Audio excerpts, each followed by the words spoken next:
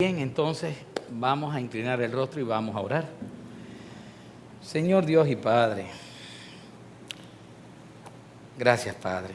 ¿Qué más podríamos decirte que gracias Señor por tus infinitas misericordias? Gracias Señor porque tenemos la libertad de venir a tu templo nueva vez en el día de hoy, a alabar tu santo nombre, a ver tus obras magníficas Señor que tú has realizado en cada uno de nosotros, cambiando nuestros corazones. A bendecir tu santo nombre por siempre, Señor. Permite, Padre, que ahora que vamos a exponer tu palabra, nuestro corazón pues se incline a la misma, para que podamos, Dios del cielo, guardarla y ponerla por obra. Estas cosas te las pedimos en el santo nombre de tu Hijo Jesús. Amén. Siéntense, hermanos.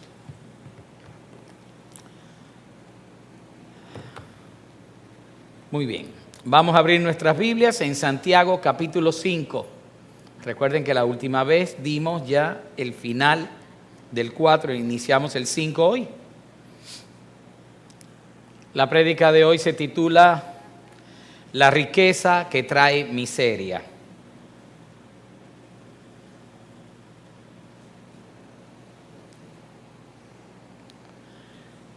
La carta de Santiago, Jacobo. Capítulo 5, vamos a leer del versículo 1 al versículo 6. Ese va a ser el material que vamos a desarrollar esta noche. Amén. Dice así: Vamos ahora, ricos, llorad y aullad por las miserias que os vendrán. Vuestras riquezas están podridas y vuestras ropas están comidas de polilla. Vuestro oro y plata están enmohecidos y su moho testificará contra vosotros y devorará del todo vuestras carnes como fuego. Habéis acumulado tesoros para los días postreros. He aquí, clama el jornal de los obreros que han cosechado vuestras tierras, el cual por engaño no le ha sido pagado por vosotros. Y los clamores de los que habían cegado han entrado en el oído del Señor de los ejércitos. Habéis vivido en deleites sobre la tierra y sido disolutos. Habéis engordado vuestros corazones como en día de matanza. Habéis condenado y dado muerte al justo, y él no os hace resistencia. Ustedes acordarán que anteriormente, las últimas 2 veces que hemos estado con la continuación de los estudios de Santiago, habíamos visto acerca de un grupo de personas que decían: y este año iremos a tal o cual lugar y permaneceremos allí 1 año y traficaremos y vamos a hacer mercaderías, etcétera, y ganaremos, etcétera. Eso era. Y no era más que la soberbia, la prepotencia y la insensatez de aquellas personas que planificaban el mañana como si ellos fuesen dueños de sus propios destinos y dueños de sí mismos a la vez, sin contar en ningún momento ni con la anuencia ni con la participación del Señor. Luego de eso estudiamos cómo, teniendo el conocimiento de hacer lo bueno y no hacerlo, le es contado por pecado a las personas que no lo hacían. Pero veíamos que eso de conocer, hacer el bien, no era más que conocer la palabra de Dios. Porque todo lo que está escrito en la palabra de Dios es para nuestro bien. Y es conforme al Señor lo bueno, no conforme a nosotros. Y cada vez que nosotros, sabiendo lo que el Señor quiere que hagamos, no lo hacemos, nos es contado por pecado. Igual que si hubiésemos cometido una falta. El pecado de omisión pudiéramos llamar a esto. Ahora Jacobo, Santiago, lo que va a advertir es acerca de las riquezas que traen una consecuencia miserable. ¿Por qué? Porque son administradas de manera mala, no como el Señor desearía que fuesen administradas, y más aún, administradas con un corazón endurecido, con egoísmo. Entonces, llevándose no de la sabiduría de arriba, sino de la sabiduría terrenal, humana, diabólica, que el mismo Santiago ya nos ha referido, lo que trae como consecuencia es una miseria espiritual y perdición. Eso es lo que vamos a desarrollar en un ratito. Lo primero que vamos a ver es que Jesucristo ya se había declarado también con esto. En Lucas 6:24, y no lo busquen, nada más ese versículo dice: mas hay vosotros ricos, o sea, otro hay, porque ya tenéis vuestro consuelo. Hay de vosotros los que ahora estáis saciados, porque tendréis hambre. Ay de vosotros los que ahora reís, porque lamentaréis y lloraréis. Y fíjense que Santiago decía algo muy parecido: vamos ahora, ricos, llorad y aullad por las miserias que os vendrán. O sea, si leemos a Santiago, leemos al Señor Jesucristo también, las veces que se fueron refiriendo así a la riqueza, vamos a ver que se refirió a una clase determinada de ricos y de riqueza. Porque si lo leemos así como está, podríamos interpretar que tanto el Señor Jesucristo como Jacobo están en contra de los ricos, o de que ser rico es contrario a lo que sería la voluntad de Dios, y no es así. En la palabra nosotros vamos a encontrar desde el Antiguo Testamento que hubieron muchas personas, creyentes firmes, padres de la fe, que fueron ricos, inmensamente ricos. Encontramos a Abraham, a Lot, a Jacob, José el de Egipto, ¿se acuerdan? Job todavía recibe riquezas, mucho más de las que tenía, como una prueba de bendición de Dios a él. Las riquezas le fueron suministradas, no por su buen haber, sino como un beneficio que Dios le daba por cómo él se había comportado en ese momento de prueba. Así era. Y para que los demás atestiguaran por lo que él le había ocurrido, de que Dios estaba con Job. Salomón y David fueron también muy ricos. Así otros tantos en el Nuevo Testamento, vemos a José de Arimatea, etc.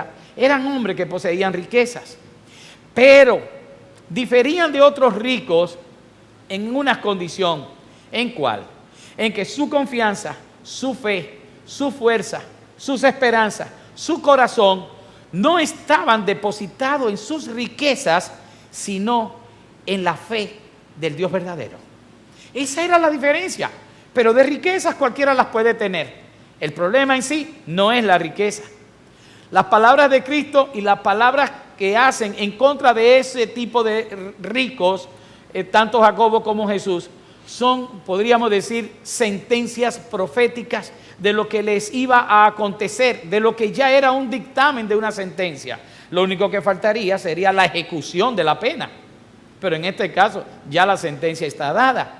Eso es lo que le va a acontecer a aquellas personas que en su corazón lo ponen al servicio de las riquezas materiales y están desvalorizando con ello las riquezas espirituales que sí estamos todos llamados a poseer. Riquezas en gloria en Cristo. Esas son las que sí nos manda el Señor que debemos tener. Pero estos ricos son aquellos que invierten esa escala de valores, dando mayor importancia a los bienes terrenales y en acumular riquezas en este mundo y no amontonar riquezas en los cielos, tesoros en los cielos, que es muy posible hacerlo desde que estamos aquí. Ellos están olvidando, en primer término, que estas riquezas perecen, que son bienes materiales transitorios, y así también la dicha que ellos proporcionan, o esa sensación de paz, seguridad, etcétera, y los placeres que pueden darnos, pues son todos son pasajeros, cuando tú pones la fe en ellos. Pero además de dar una dicha transitoria, también ellos nos van a traer una condena que no es en nada ni pasajera ni transitoria, sino más bien eterna. Una verdadera miseria y tragedia va a caer sobre aquellos que tan solo han atesorado riquezas materiales para sí mismos. Para aquellos que obtenían por medio de esas riquezas el placer, la admiración, el poder, la seguridad, despertando inclusive en otros envidias, pero otros que son también de su misma calaña en el sentido de su condición de dureza de corazón, porque sencillamente yo no creo que ninguno de nosotros, verdaderos creyentes, aquel que se sienta a ser un verdadero creyente auténtico en la fe, no puede estar codiciando o aspirando los bienes que otro tiene. Sencillamente no. Nuestras aspiraciones vienen, como dice el Señor, nuestras aspiraciones son la vida eterna y estar conjuntamente con el Señor, compartir con Él. Esas son nuestras aspiraciones. Y por eso nosotros luchamos y por eso nosotros servimos a Dios. Porque le amamos y le queremos agradar, pero la recompensa del cristiano no viene dada por bienes materiales. Si el Señor nos da bendiciones materiales, amén, y sepamos ser buenos administradores de esas cosas que el Señor nos proporciona, pero nuestro corazón nunca debe estar en ella. Dice Jacobo, Santiago, que esas riquezas van a recriminar, van a acusar a aquellas personas que la han atesorado en una manera como él explicó Eso de acumular bienes innecesarios, los cuales eran desperdiciados en vista de que no se hacía nada con ellos, nada beneficioso, solo el hecho de amontonar más y más riqueza para tener más por si un día, o para buscar seguridad entre ellos, o por el solo hecho de decir tengo. Pues eso es lo que dice Jacobo en el 2 al 3, cuando dice: vuestras riquezas están podridas y vuestras ropas están comidas de polilla. Vuestro oro y plata están enmohecidos, o sea, no los mueve, no los toca, no los utiliza, y su moho testificará contra vosotros y devorará vuestras carnes como fuego.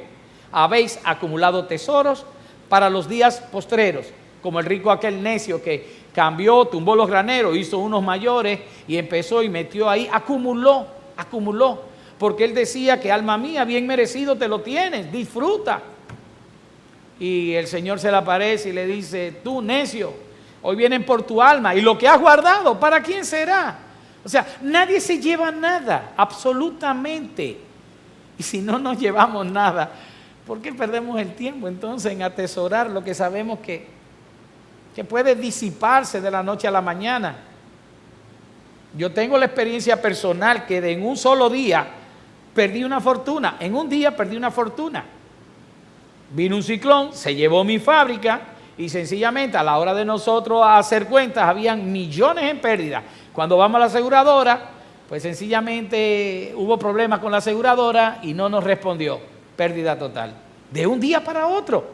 Y no saben cuántas veces le he agradecido al Señor que se llevara esa fábrica. No se imaginan. Porque las riquezas son engañosas y lo vamos a ver casi a continuación.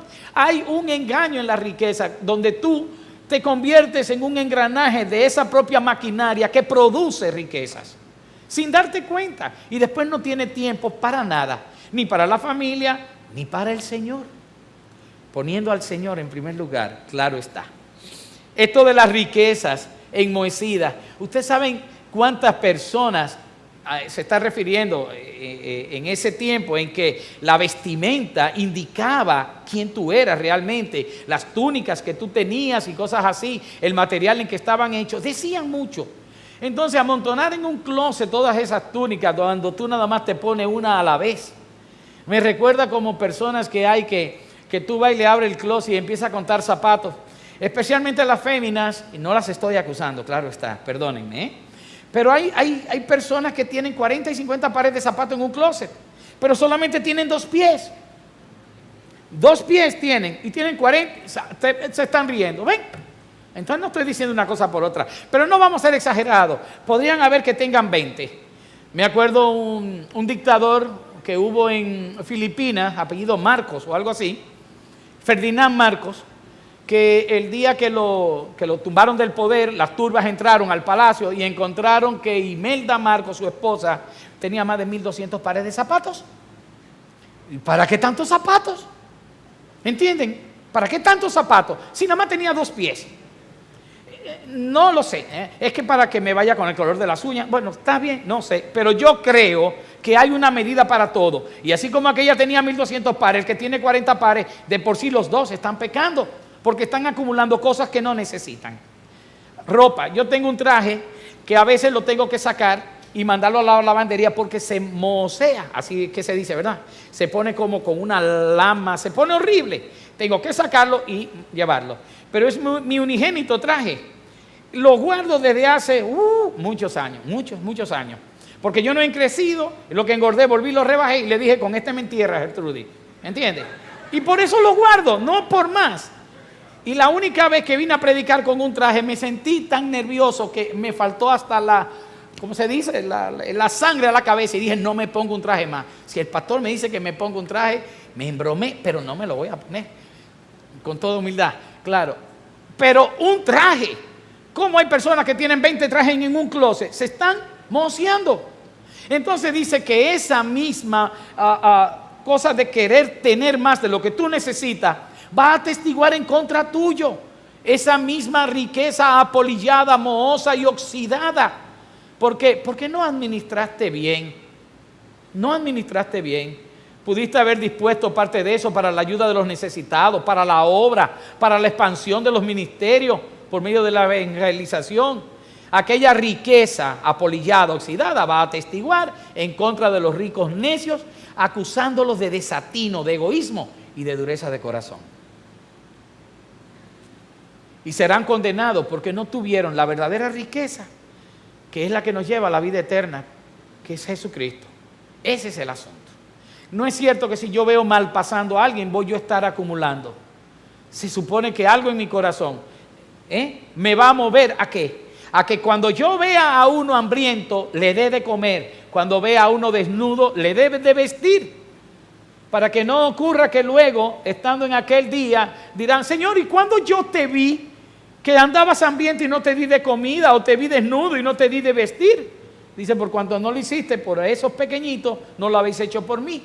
Y ahí mismo el Señor manda unos al infierno a sí mismo y otros junto con él al cielo, el día del juicio. Porque pudiendo hacer con bienes, no hiciste, porque no dispusiste en tu corazón una buena administración de la riqueza. Pero el cristiano auténtico sí sabe disponer de su riqueza, si es que la llega a tener. Pero la mayor riqueza que tenemos es en gloria. Y esa también podemos administrarla, y ustedes saben cómo. Lo que hemos recibido por gracia, síganlo dando por gracia. Y aunque ese no es el tema de lo que es la prédica de hoy, no está de más decirlo. Hay un engaño en la riqueza que le estaba diciendo ahorita. Hay quienes dicen que las riquezas son malas. Miren, las riquezas no son malas en sí. No. ¿Por qué? Bueno, si así alguno lo cree, pues no hay ningún problema. Yo le ayudo con el problema. Tráigame sus riquezas a mí y ya, asunto resuelto. ¿Verdad que no funciona así? No funciona, exactamente. Yo con eso lo libro de la maldad. Lo que pasa sencillamente es que no nos podemos dejar engañar de las sutilezas que tiene la riqueza, de los engaños perniciosos, de esas oportunidades de placeres que ella nos invita a tener, porque ella es capaz de darnos. No perdamos nunca el norte, el rumbo, la ruta que el Señor ha trazado en el corazón de cada uno de nosotros, de lo que se debe hacer con ellas y de su buena administración, y de lo que no se debe hacer con ellas. Hoy en día casi toda la obra del hombre tiene un problema básico, y es que al fin, el fin de cada uno es ¿cuál? Alcanzar riqueza para tener poder, placer, seguridad. Oigan bien, seguridad, que no me falta nada a mí ni a los míos. Admiración, que los otros nos admiren como una persona realizada. Y ciertamente eso ven las personas. Fulano, ese sí, ese tiene perencejo, ese no, es un arrastrado. Ahí no calificaron a la persona por quien es, sino por lo que tiene. Y así el mundo juzga a unos y a otros. Y dicen de aquel que tiene, aunque no importa la forma en que lo tiene, que es un triunfador. Fulano, ese es un triunfador. No importa si lo que hizo fue en un año, en un ministerio, en una secretaría, y ya es multimillonario. Todos sabemos cómo. Pero eso no importa. El asunto fue que muchos todavía desean la suerte de él, o la mala suerte en todo caso, viendo del plano espiritual, y dicen: si me dejan a mí. Y ustedes encuentran en el mundo esas voces que dicen ese tipo de cosas. Los logros de una persona se cuantifican por lo que tiene y no por lo que es delante de Dios. Ese es el mundo en que vivimos. Y el Señor nos advierte acerca de esto, de los engaños de la riqueza. ¿Se acuerdan la parábola del sembrador? Pues en Marcos capítulo 4, versículo 19, dice el Señor, cuando está explicando esta parábola, dice, acerca del que fue sembrado entre espinos, leo: pero los afanes de este siglo y el engaño de las riquezas y las codicias de otras cosas entran y ahogan la palabra y se hace infructuosa. ¿Ven? El engaño de las riquezas y las codicias de otras cosas. No es fácil. No es fácil. Yo diría que es muy difícil entonces tener ese equilibrio perfecto entre ser rico y ser salvo a la vez. ¿En serio? Es muy, muy difícil. No lo digo yo, lo dice el Señor Jesucristo. Volvamos a la palabra y dejemos que sea ella la que nos diga. Dice el Señor en Marcos 10:23. Entonces Jesús, mirando alrededor, dijo a sus discípulos: cuán difícilmente entrarán en el reino de los cielos los que tienen riquezas. Más aún, los discípulos se asombraron de sus palabras, pero Jesús respondiendo volvió a decirle: hijos, cuán difícil le es entrar al reino de los cielos a los que confían en las riquezas. Más fácil es pasar un camello por el ojo de una aguja que entrar un rico en el reino de Dios. Fíjense que en un momento dice a los que tienen, pero más que tienen, la segunda vez dice a los que confían en esas riquezas que tienen.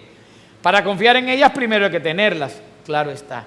Y el Señor advierte, primero del engaño y segundo de que, además de ser engañosas, nos sacan de los objetivos vitales que el Señor nos presenta, y entonces nos encontramos con que qué difícil es ser salvo cuando una persona siente la seguridad en sus bienes materiales, tiene depositada su confianza en el poder que le da lo que él tiene y no lo que el Señor te brinda.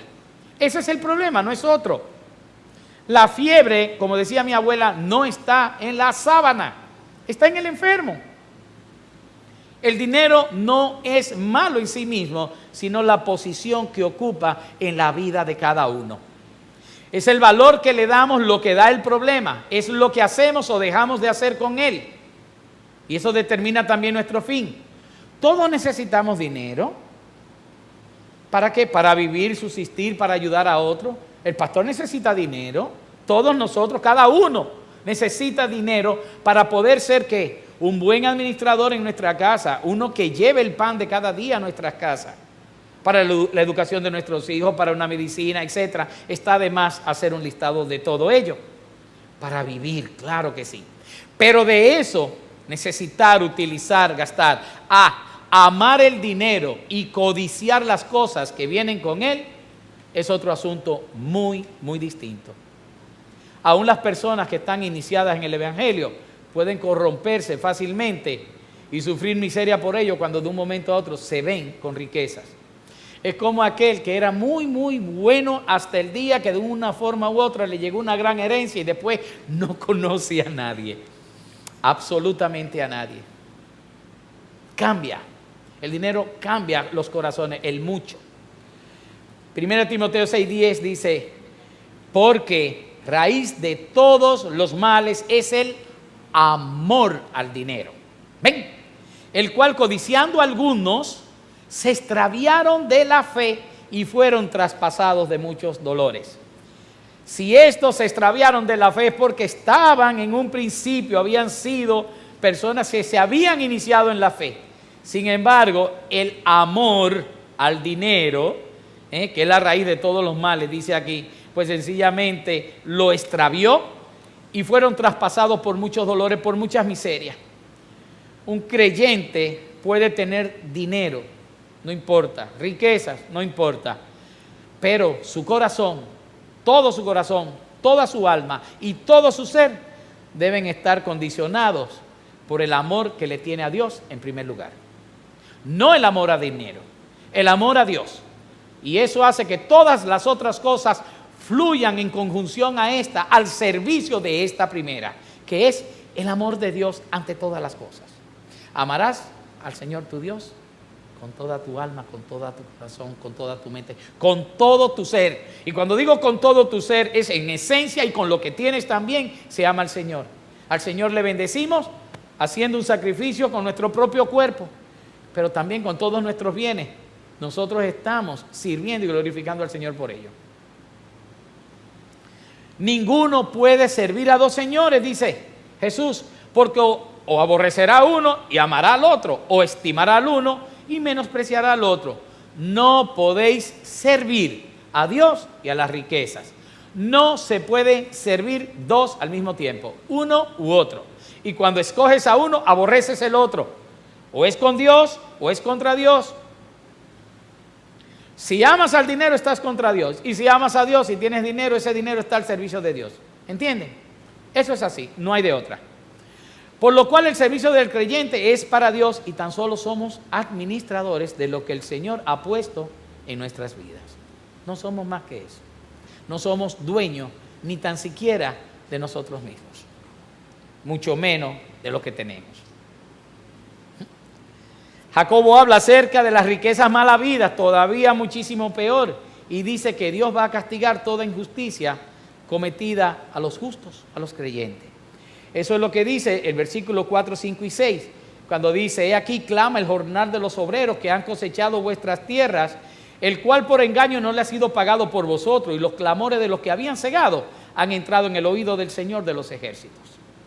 Habéis vivido en deleite sobre la tierra y sido disolutos. Habéis engordado vuestros corazones como en el día de la matanza. Habéis condenado y dado muerte al justo, y él no os hace resistencia. El cristiano, vamos a ser claros, es una persona que es raro que un cristiano vaya a quejarse a un juzgado, a un juicio, a demandar de otro justicia. Normalmente le decimos que Dios sea mi juez y que el Señor la cobre, porque ni siquiera podemos vengarnos ni nada. Entonces, lo único que nosotros podemos hacer es dejar en manos del Señor que el Señor nos haga justicia. Porque sabemos que la justicia de este mundo y la nuestra, la dominicana, muy sui generis, está de venta al mejor postor en la mayoría de todos los casos. No con eso estoy diciendo que son todos los jueces ni todos los tribunales, pero en su mayoría estamos cansados de ver los canales de televisión dándonos la información de cómo narcotraficantes son sueltos, o etcétera, etcétera, etcétera. Violadores, lo que sea, son sueltos. O sea que nuestra justicia no es ciega, sino que tiene unos lentes Ray-Ban muy bonitos que ya le compró alguien y se los puso. Entonces ella ve a quien quiere ver y beneficiar. Por lo tanto, ustedes siempre van a ver que va a existir el que las personas, como no hay una verdadera justicia, traten de enriquecerse de la forma que sea, no importando el modo, sino alcanzando el objetivo de llegar a ser rico, no importa cómo. No importa, amasar fortuna a costa de aprovecharse de otros, casi siempre viene siendo así, generalmente más débiles, pagando salarios de miseria, contratando personas ilegales que le pagan la mitad o qué sé yo qué, no los inscriben en el seguro social, y hay muchísimas formas de cómo enriquecerse. Yo no digo que el Señor prohíba el enriquecimiento en ningún momento. El Señor lo que prohibía era a los comerciantes utilizar balanzas arregladas o las pesas arregladas. Y el Señor los maldecía. Pero en ningún momento un pueblo como ha sido el judío, su nación, su pueblo, ha sido casi toda la vida de comerciantes, pastores y comerciantes, etcétera. Pues eso era lo que había. Entonces, ¿qué nosotros tenemos que ver con esto? Volvemos a lo mismo. Es el corazón y la disposición del corazón lo que va a decir si la riqueza que nosotros estamos teniendo es la riqueza que ha ocupado el lugar de Dios en nuestras vidas, o sencillamente Dios nos está bendiciendo para que nosotros con eso que el Señor nos bendice, hagamos obras. Ustedes no se ponen a pensar alguna vez, wow, cuánto bien pudiéramos hacer si tuviéramos con qué. ¿No lo han pensado?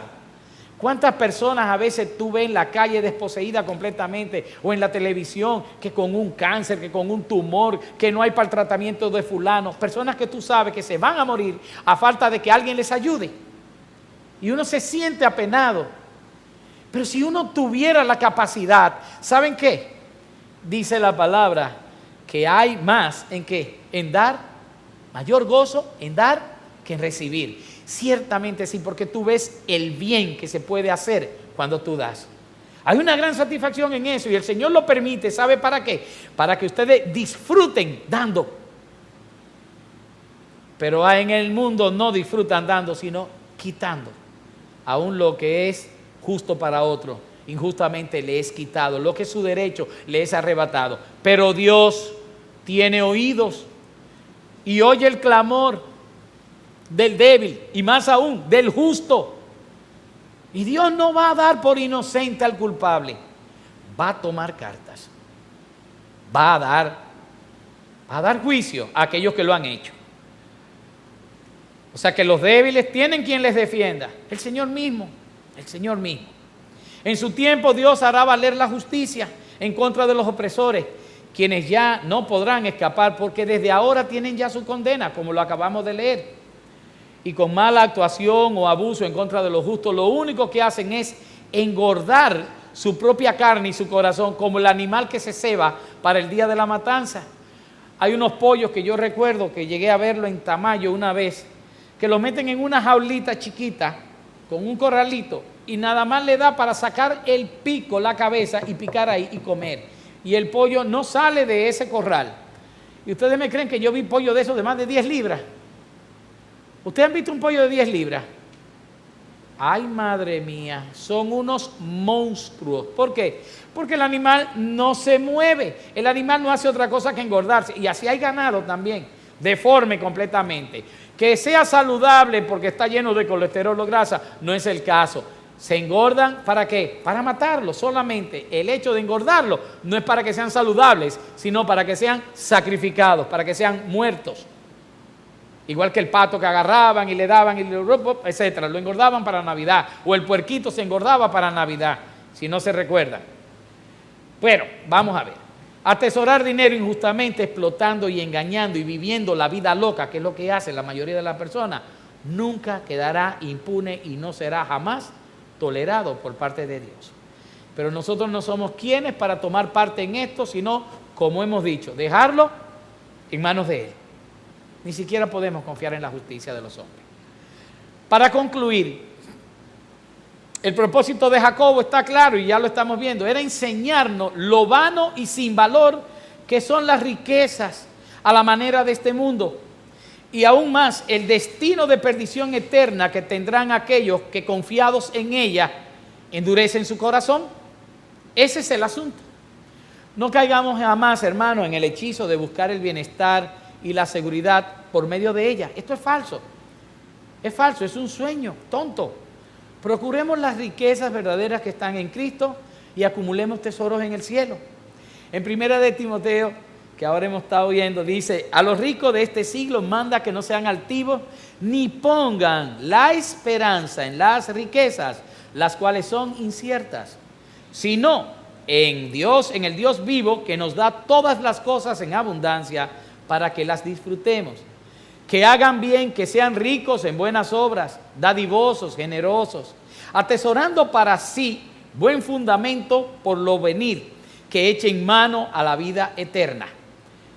Cuando llegue el día del juicio, nada del poder que había sido obtenido por medio de la riqueza va a servir para algo, en lo absoluto. Ellas son menos que nada. Y pobre de aquel miserable que haya confiado en ellas. Vamos a cuidarnos de atesorar los verdaderos tesoros que sí valen la pena. Efesios 1:7 dice: en quien tenemos redención por su sangre, el perdón de pecado según las riquezas de su gracia. Y más aún, podemos hacer ricos espirituales a otras personas, dándole la mayor fuente de riqueza que nosotros hemos obtenido, y es el conocimiento de la gracia de Dios por medio del Evangelio. Y fíjense, la palabra lo dice en Efesios 3:8, dice: a mí, que soy menos que el más pequeño de todos los santos, me fue dada esta gracia de anunciar entre los gentiles, dice, el Evangelio de las inescrutables riquezas de Cristo. Ahí hay verdadera riqueza. Ahí sí hay verdadera riqueza.